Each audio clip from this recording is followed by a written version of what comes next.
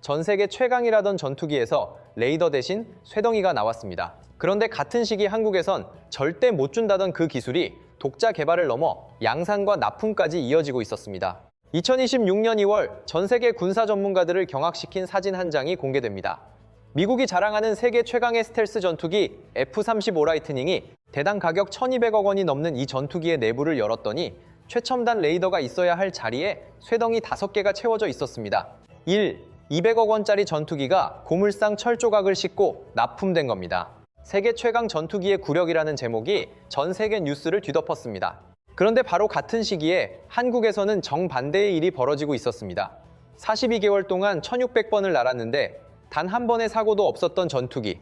미국이 절대 줄 수 없다고 했던 바로 그 레이더를 독자 개발해서 양산 납품까지 시작한 전투기 KF-21 보라매입니다. 오늘은 이 이야기를 처음부터 끝까지 해보려고 합니다. 미국에게 기술을 구걸했다가 뺨을 맞고 이를 악물고 7년을 연구해서 결국 그 기술을 수출까지 하게 된 한국 방해산업 역사상 가장 드라마틱한 역전극입니다. 이야기는 2014년으로 거슬러 올라갑니다.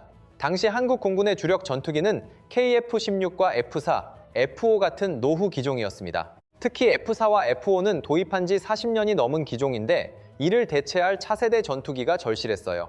그래서 정부는 두 가지를 동시에 추진합니다. 첫째, 당장 쓸 전투기로 F-35A 40대를 도입한다. 계약 금액 약 7조 3, 400억 원. 둘째, 장기적으로는 우리 손으로 전투기를 만든다. 이것이 바로 KF-X 사업, 지금의 KF-21 보라매 개발 프로젝트입니다. 총 사업비 약 8조 8억 원. 그런데 F-35를 살 때 한국 정부는 한 가지 조건을 내걸었습니다. 우리가 7조를 줄 테니 KF-X 개발에 필요한 핵심 기술 25개를 이전해달라. 록히드 마틴이 좋습니다라고 했습니다. 계약서에도 기술 이전 조항이 들어갔고 한국은 안심하고 도장을 찍었죠. 그리고 1년 뒤 2015년 9월 22일 미국 국무부에서 통보가 옵니다. 25개 기술 중 4개, 핵심 중의 핵심은 이전 불가. 그 4개가 뭐냐? AESA 레이더, IRS 적선 탐색 추적 장비, EOT, GP 전자광학 표적 추적 장비, 그리고 RF 제머 전자전 장비입니다. 전투기의 눈, 귀, 그리고 방패에 해당하는 기술이에요. 연합뉴스, 조선일보, 중앙일보 할 것 없이 모든 언론이 이 소식을 대서 특필했습니다. 중앙일보 기사 제목이 걸작이에요. 군 F-35 핵심 기술 4개 이전 안 되는 줄 알고도 계약. 일부에서는 안 될 줄 알면서도 일단 계약부터 하고 본 거 아니냐는 비판이 쏟아졌습니다. 한겨레는 미국 F-35 핵심 기술 제공부 한국 속수무책이라고 보도했고요. 7조 4억 원을 내고 전투기는 받았는데 정작 우리 전투기를 만드는 데 필요한 핵심 기술은 하나도 못 받은 겁니다. 돈을 줘도 기술은 안 주겠다는 거였어요. 왜 안 줬을까요? 간단합니다. 한국이 자체 전투기를 만들어서 세계에 수출하면 F-35의 고객이 줄어듭니다. 7조를 받아놓고 핵심 기술은 처음부터 줄 생각이 없었던 겁니다. 미국의 거절 이후 한국에는 2가지 선택지가 있었습니다. 포기하거나 직접 만들거나. 그런데 사실 ADD 내부에서도 쉬운 결정은 아니었습니다.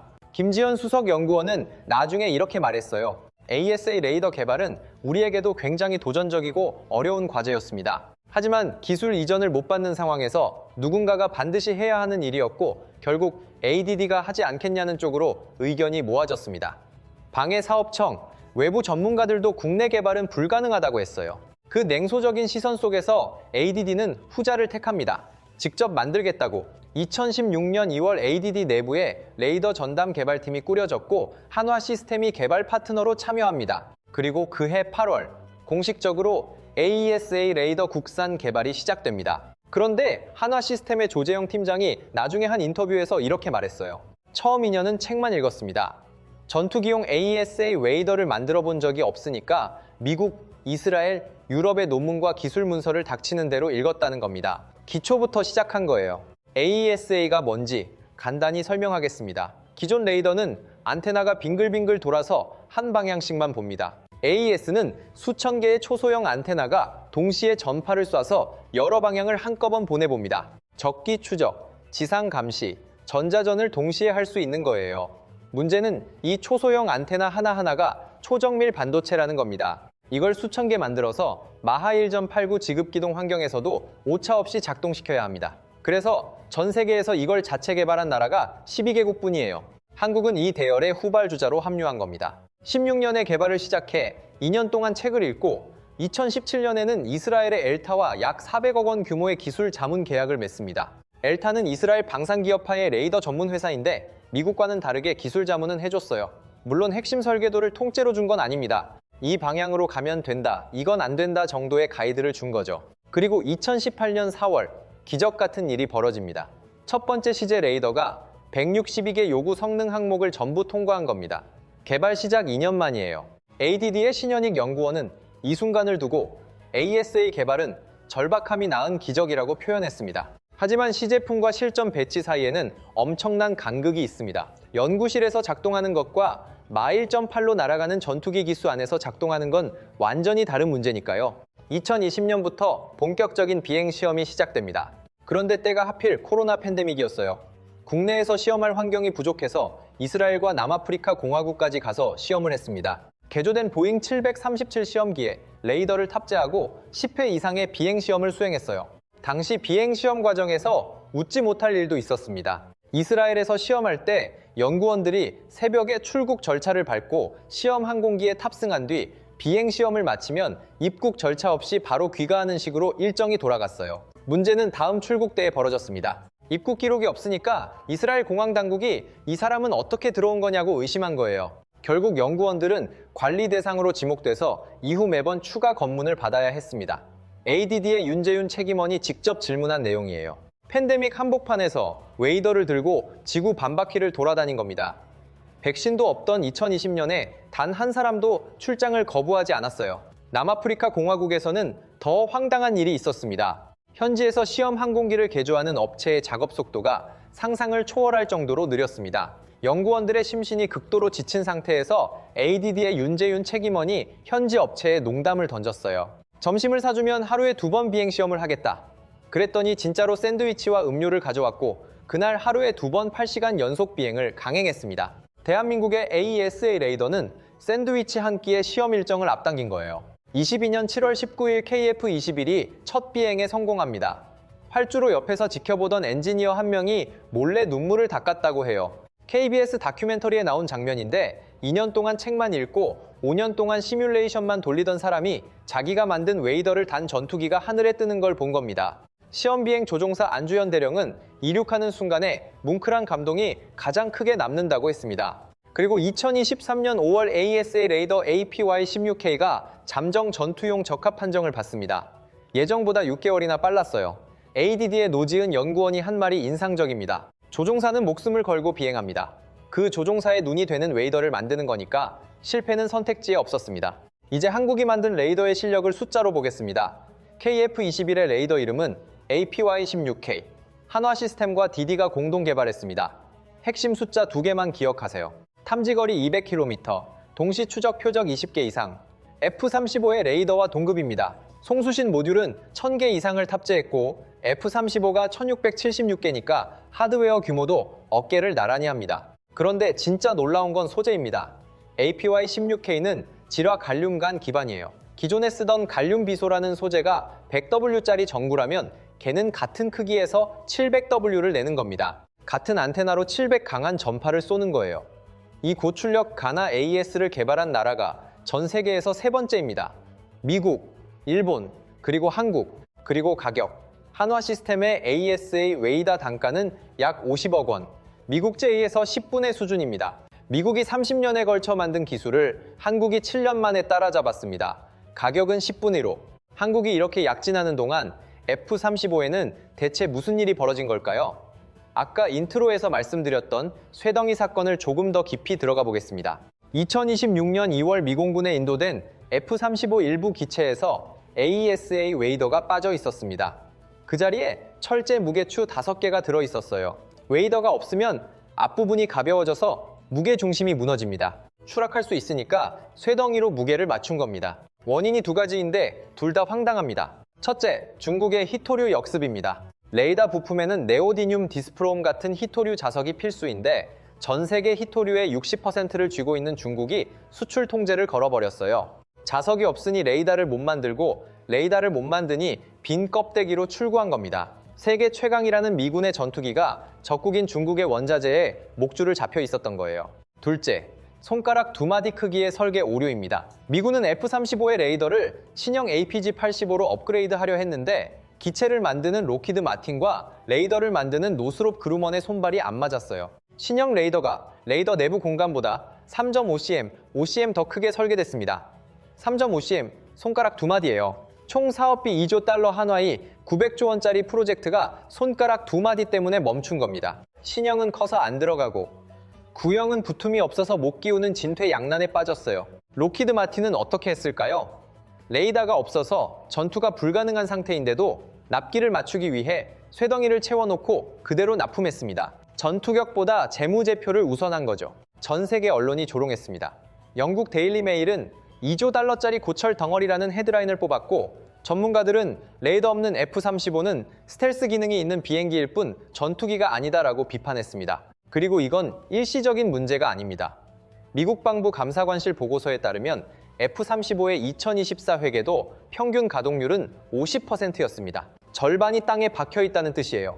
최소 군사 요구 사항이 67%인데 17%포인트나 미달합니다. 18개월 동안 고장이 234번 발생했고 비행 시간당 유지비가 40이 0달러, 한화로 시간당 약 500만 원입니다. 비교해 볼까요? KF-21의 비행 시간당 유지비는 약 29, 0달러, 한화 약 3,700만 원으로 추정됩니다. F-35가 40이 0달러니까 KF-21이 약 이 수준이에요. 거기다 F-35는 절반이 땅에 누워있고 겨우 날리면 시간당 500만 원이 증발합니다. 반면 KF-21은 1,600번을 날았는데 사고가 단 한 번도 없었고 유지비까지 훨씬 저렴합니다. 미국의 군사 전문 칼럼니스트가 2026년 1월에 이렇게 평가했습니다. KF-21은 F-35를 살 수 없는 나라들의 구원투수다. 라파를 넘어서는 가성비를 가졌다. 미국 전문가가 직접 인정한 겁니다. 이 공급망 문제가 2027년까지 이어질 것으로 전망했고 결국 2026 회계연도 예산안에서 F-35 구매 대수는 47대로 깎였습니다. 세계 최강 전투기가 스스로 발목을 잡힌 겁니다. 이제 한국 이야기로 돌아옵니다. 개발에 성공한 것만으로는 부족합니다. 진짜 승부는 양산과 수출이에요. 24년부터 양산이 시작됐고 2026년 하반기에 양산 1호기가 공군에 인도됩니다. 예정보다 수개월이나 빨라진 일정이에요. 2032년까지 총 120대가 전력화될 예정인데 블록1 기준 대당 가격이 약 8, 300만 달러 한화 약 1, 200억 원입니다. F-35A가 1억 달러를 훌쩍 넘으니까 동급 레이더를 단 전투기를 훨씬 합리적인 가격에 살 수 있는 겁니다. 그런데 진짜 대박은 수출입니다. 2024년 이탈리아의 방산기업 레오나르도와 MO를 체결합니다. 한화 시스템이 개발한 경량형 AESA 레이더를 레오나르도의 경공격기에 공급하는 계약이에요. 2025년부터 납품이 시작됐습니다. 유럽의 전통적인 방산 강국에 한국제 레이더가 들어가기 시작한 겁니다. 같은 남아프리카 공화국의 밀코르와도 계약을 맺었습니다. 무인기용 소형 공냉식 AESA 레이더 수출이에요. 기존 전투 기용 레이더를 소형 경량화해서 드론에 탑재할 수 있게 만든 건데 이게 왜 중요하냐면 전 세계적으로 무인기 수요가 폭발하고 있거든요. 전투기용 레이더 시장만이 아니라 무인기 레이더라는 새로운 시장까지 열어버린 겁니다. 글로벌 AESA 레이더 시장은 지금 약 8조 원 규모인데 10년 안에 2배로 커집니다. 한화 시스템은 이 시장을 정면으로 노리고 있어요.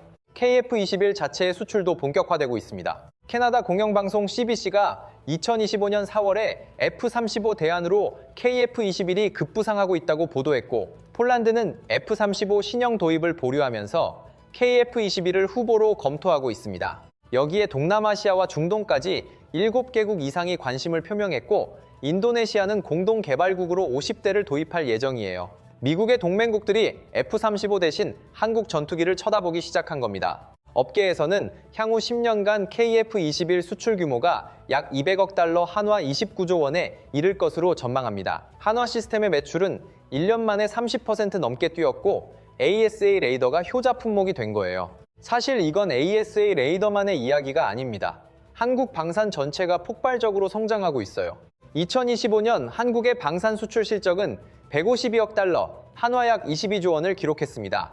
2020년만 해도 연간 20억에서 30억 달러 수준이었는데 5년 만에 5배 이상 뛴 겁니다. 한국 방산 빅사의 수주 잔고는 110조 원을 돌파했고 세계 방산 기업 매출 순위에서 한국은 10위에 올랐습니다. K 전차가 폴란드에 가고 K9 자주포가 유럽 전역에 깔리고 천공 미사일이 중동으로 나가는 와중에 KF-21과 AESA 레이더까지 수출 대열에 합류한 거예요.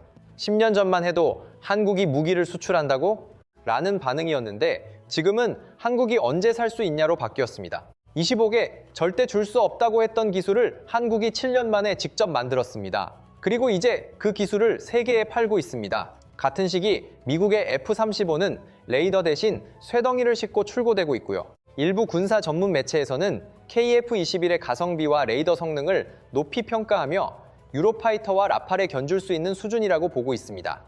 4.5세대, 5세대 전투기 시장에서 가격 대비 성능으로는 사실상 최강이라는 평가입니다. 아직 한 가지 남은 숙제가 있습니다.